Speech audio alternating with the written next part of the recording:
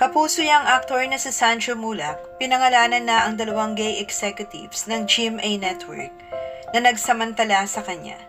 Pero bago pong ating balita, huwag pong kakalimutan mag-subscribe sa ating channel at pindutin ang notification bell para lagi po kayo updated sa ating mga balita.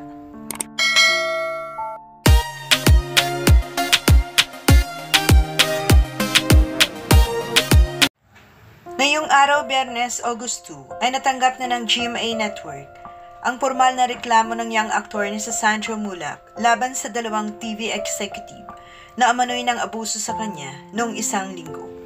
Pinangalanan na ito ni Sandro Mulak at GMA Network ang dalawang isinangkot na gay executives na sina Richard Cruz at Jojo Nones.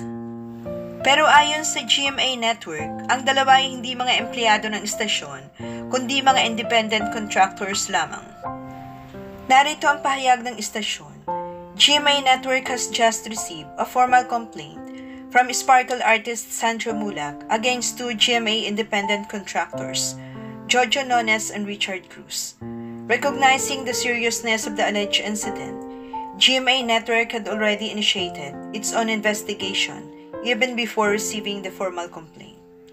Respecting Sandro's request for confidentiality, the investigating body will withhold all details of the formal investigation until its conclusion.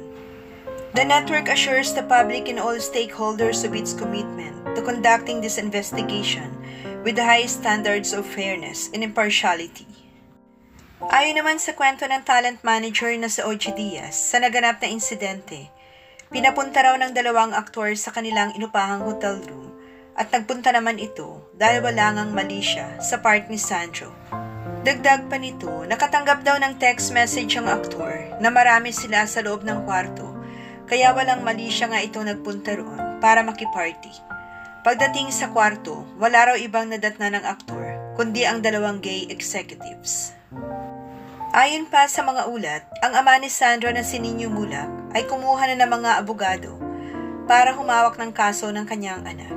Samantala, wala pang opisyal na pahayag ang kampo ni Nones at Cruz hinggil sa issue.